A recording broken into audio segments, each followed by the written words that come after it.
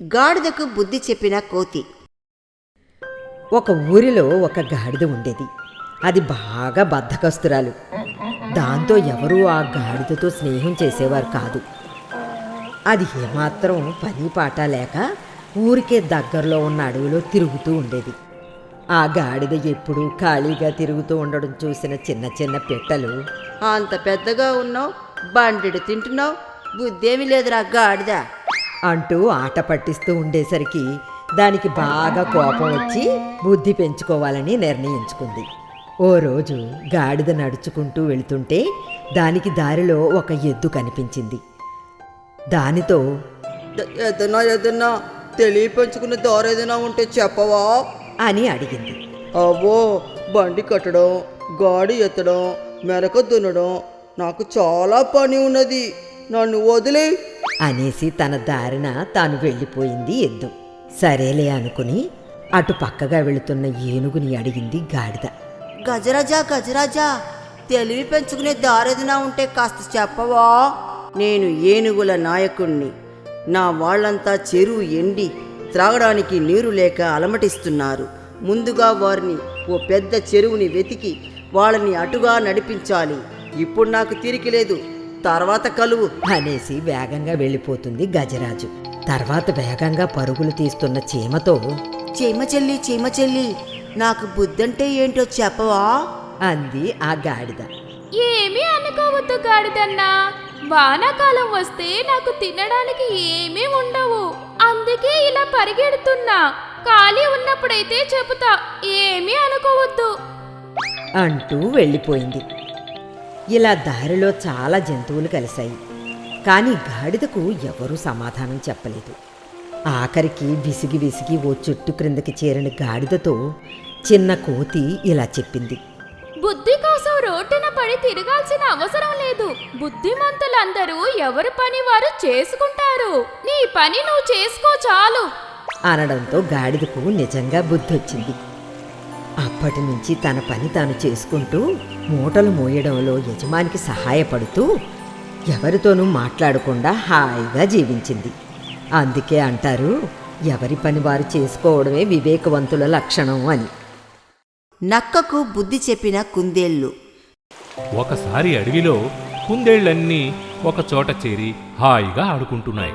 అటుగా వెళుతున్న నక్క వాటిని చూసి తినాలని దానికి నోరూరింది. అందుకు ఓ పథకం ఆలోచించింది. నెమ్మదిగా వాటి దగ్గరకు చేరి ఇలా అంది. అవునవును, మేము చాలా సంతోషంగా ఉన్నాం అంది ఓ కుందేలు.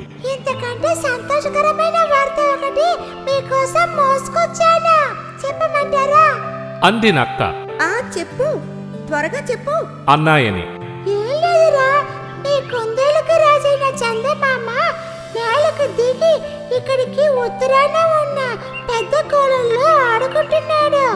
చందమామతో ఆడుకోవాలని ఎవరికైనా సరదాగా ఉంటే నాతో రావచ్చు అని నక్కతో అనడంతో అమాయకపు కుందేళ్లన్నీ నేను నేను నేను ముందు చెప్పు, త్వరగా చెప్పు, నేను ముందు అంటూ పోటీ పడ్డాయి. ఆ సరస్సు ఇక్కడికి చాలా దూరం. నేను ముసల్దానైపోయాను. అందరినీ ఒకేసారి వీపు మీద కూర్చోపెట్టుకొని వెళ్ళలేనుగా. ఓ పని చేద్దాం, రోజుకి ఒకరిని తీసుకెళ్తాను. వాళ్ళు హాయిగా చందమామను దగ్గర నుంచి చూడొచ్చు, ఆడుకోవచ్చు. ఆఖరి రోజున వెళ్ళిన దారే గనక అందరూ కలిసి మీరు తిరిగి వచ్చేదురులే అని నమ్మబలికింది. మొదటగా ఒక కుందేలు నక్క వీపు మీద కూర్చొని అందరికీ బాయ్ బాయ్ చెప్పి సంతోషంగా బయలుదేరింది. అలా నక్క దుర్బుద్ధిని గ్రహించని కుందేళ్లు వరుసగా ఒకదాని తర్వాత ఒకటి బలైపోతూ ఉంటాయి. ఒకరోజు పిట్ట ఒకటి చెట్టు మీద కూర్చొని నక్క పన్నాగాన్ని పసిగడుతుంది. ఈ విషయం వేగంగా వచ్చి తన మిత్రులైన కుందేళ్లకు చెబుతుంది. అక్కడ చెరువు లేదు, చందమామ లేదు. ఆ చిత్తులు మారి నక్క మిమ్మల్ని మోసం చేసి దాని ఆకలి తీర్చుకుంటోంది. అది మీ మిత్రుల్ని ఎలా తిన్నది అనేది నేను కళ్ళారా చూశాను. చూస్తుంటే నా గుండె తరుక్కుపోయింది అందా పిట్ట. అది విన్న కుందేళ్లు కోపంతో రగిలిపోయాయి. నక్కకి బుద్ధి చెప్పాలనుకున్నాయి. మర్నాడు నక్క మరో కుందేలును తీసుకుని వెళ్ళడానికి వచ్చింది. నక్కమామా వెళ్దాంలే కానీ కాసేపు తాడులాగే ఆట ఆడుకుందాం అన్నాయి కుందేళ్లు. ఆ ఆట నాకు రాదు కదా. అంది నక్క. ఏం లేదు మామా, మేమంతా ఒక వైపున పట్టుకుని తాడు లాగుతాం, మరొక వైపున బలవంతుడైన నీవు లాగుతావు. ఎవరు గట్టిగా లాగితే వారే విజేత. అనడంతో ఓ, అంతేనా? అయితే నేను విజేత. అంటూ ఆనందంగా ఆటలోకి దిగింది. కుందేళ్లన్నీ ఒకవైపు, నక్క ఒక్కటి ఒకవైపు పట్టుకొని తాడును బలంగా లాగుతాయి. నక్క పూర్తి బలం ఉపయోగించడం చూసి కుందేళ్లన్నీ కూడా బలుక్కని తాడును ఒక్కసారిగా వదిలేశాయి. నక్క అదుపు తప్పి వెనుక ఉన్న బావిలో పడిపోయింది. జిత్తులు మారి నక్క పీడ విరగడవ్వడంతో కుందేళ్లన్నీ సంతోషించాయి. అందుకే అంటారు, ఎత్తులు వేసేవారు ఒకరుంటే వారి పై ఎత్తులు వేసేవారు మరొకరుంటారు అని. అనగనగా ఒక అడవిలో ఒక దుప్పి ఉండేది. అయితే దానికి ఒక కన్ను లేకపోవడంతో అది తరచూ అవస్థలు పడుతూ ఉండేది. ఆ దుప్పి కన్ను లేని వైపు నుండి ఎవరైనా దాడి చేయడానికి వచ్చినా చూడలేకపోయేది. పైగా తన మిత్రులంతా ఒంటి కన్నుది అంటూ ఆట పట్టిస్తూ ఉండేవారు. దాంతో అది చాలా బాధపడేది. నా మిత్రులంతా హాయిగా సంతోషంగా ఉన్నారు. నేనే ఒక కన్ను లేక నానా కష్టాలు పడుతున్నాను. ఎట్నుంచి ఎలాంటి ఇబ్బంది వస్తుందో తెలియడం లేదు. ఈ గండం నుంచి గట్టెక్కేది ఎలా? దానికి వేటగాళ్ళ నుండి, క్రూర మృగాల నుండి రక్షణ కావాలి కాబట్టి చాలా ఆలోచించగా ఆఖరికి దానికి ఒక ఉపాయం తట్టింది. నాకు కన్ను ఉన్న వైపు మాత్రమే కనిపిస్తుంది. అందుకే ఆ భాగాన్ని నేల వైపుకు ఉంచి మేత మేస్తాను. కన్ను లేని మరో భాగాన్ని సముద్రం వైపు ఉంచుతాను. ఎందుకంటే సముద్రం వైపు నుంచి ఏ విధమైన అపాయాలు రావు, సురక్షితంగా ఉండొచ్చు అని అనుకుంది ఆ దుప్పి. ఆ రోజు నుండి అది తన కన్నున్న భాగాన్ని భూమి వైపు, కన్ను లేని భాగాన్ని సముద్రం వైపు ఉంచి మేత మేసేది. దాంతో దానికి ఎలాంటి కష్టాలు ఎదురుకాలేదు. కానీ ఒకరోజు ఒక వేటగాడు పడవపై ప్రయాణిస్తూ వచ్చాడు. అతడికి దూరంగా గట్టు మీద గడ్డి మేస్తూ దుప్పి కనిపించింది. ఆహా, ఈ రోజు నేను ఎక్కువగా కష్టపడకుండానే నాకు వేట దొరికింది అని సంబరపడ్డాడు.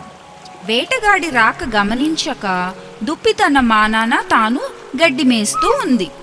నేనొక వేటగాడిని, నా చేతిలో బాణం ఉంది. అయినా కూడా ఆ దుప్పి చలించక నన్నే చూస్తూ ఎదురు నిలబడిందంటే దానికి సమయం దగ్గర పడినట్టుంది. వెంటనే ఆ వేటగాడు తన బాణం సంధించాడు. బాణం దుప్పి కాలులో గుచ్చుకుంది. బాధతో విలవిలలాడిపోతూ వేటగాడు వెంబడిస్తున్న దుప్పి అక్కడి నుంచి ఎలాగోలా తప్పించుకొని పారిపోయింది.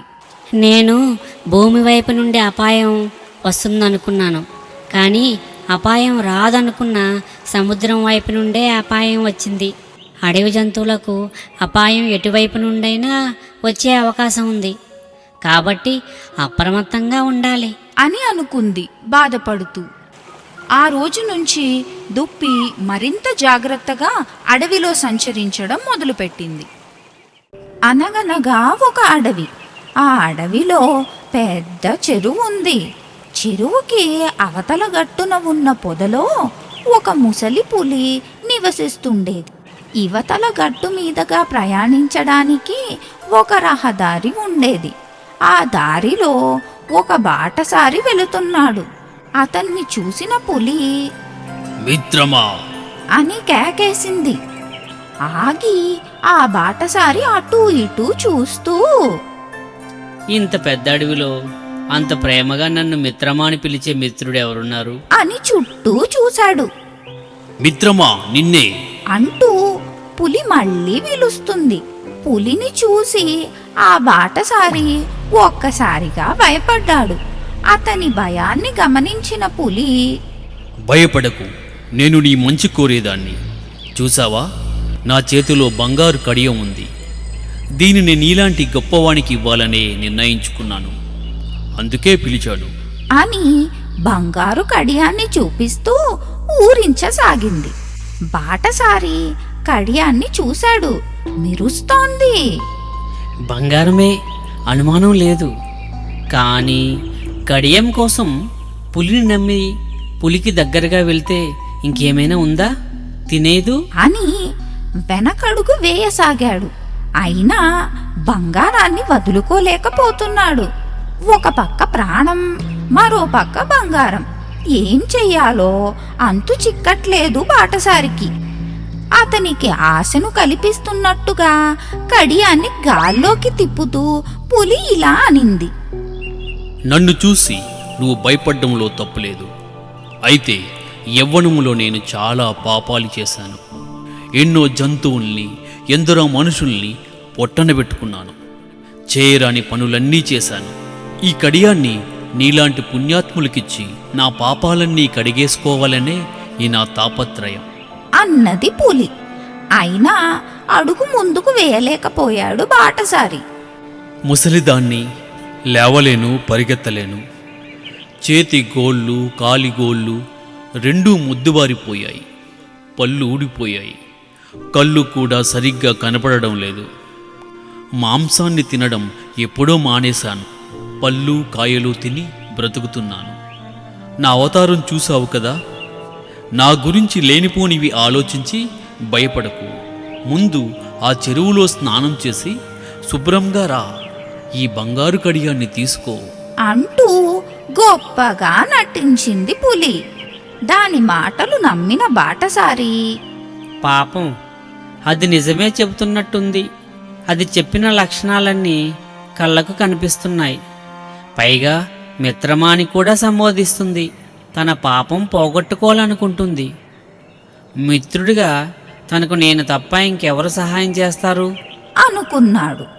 బంగారు కడియం కళ్ళ ముందు కనబడుతుంటే స్నానం చేసేందుకు చెరువులోకి దిగాడు.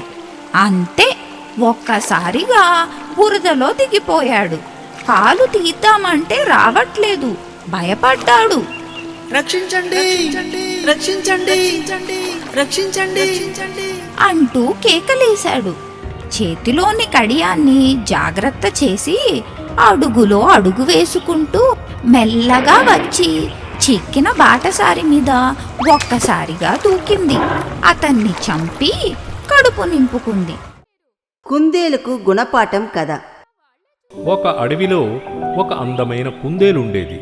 అది అన్ని జంతువులతోనూ స్నేహంగా ఉండేది. నేను చాలా అదృష్టవంతురాలిని. నాతో అందరూ చాలా మంచిగా ఉంటున్నారు. నాకు ఉన్నంత మంది స్నేహితులు వేరే ఎవరికీ లేరు.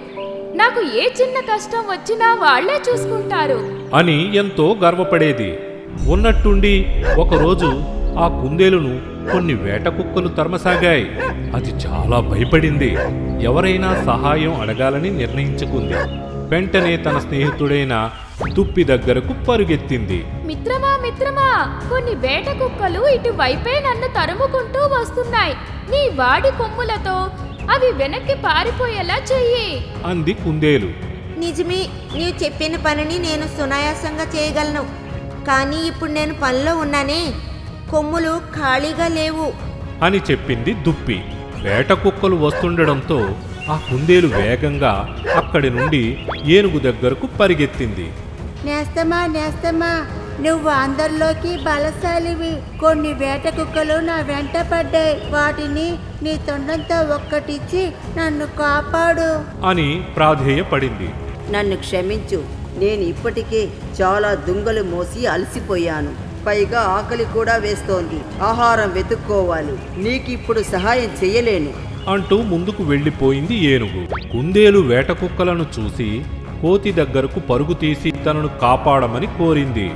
అమ్మో నేనా? ఆ కుక్కలు ఇటుగాని వచ్చాయంటే నీతో పాటు నన్ను కూడా కండలు కండలుగా పీకేస్తాయి. నేను రాను అంటూ ఒక్క ఉదుటున చెట్టుపైకి ఎగిరి కూర్చుంది కోతి. ఇలా ఆ అడవిలోని కుందేలు స్నేహితులేవీ దాన్ని రక్షించడానికి ముందుకు రాలేదు. దానికి చాలా బాధేసింది. వేట కుక్కల బారి నుండి తనను తాను ఎలా రక్షించుకోవాలా అని ఆలోచించింది. వెంటనే అది ఒక పొద లోపలకు దూరి కదలకుండా ఉండిపోయింది. కాసేపటికి వేట కుక్కలు అటువైపు వచ్చి కుందేలు దాక్కున్న పొదను దాటి ముందుకు వెళ్ళిపోయాయి. ఎలాగైతేనే వాటి బారి నుంచి ప్రాణాలు కాపాడుకుంది. ఈ సంఘటనతో కుందేలు ఒక గుణపాఠం నేర్చుకుంది. ఆపదలో ఆదుకున్న వారే నిజమైన స్నేహితులని తెలుసుకుంది.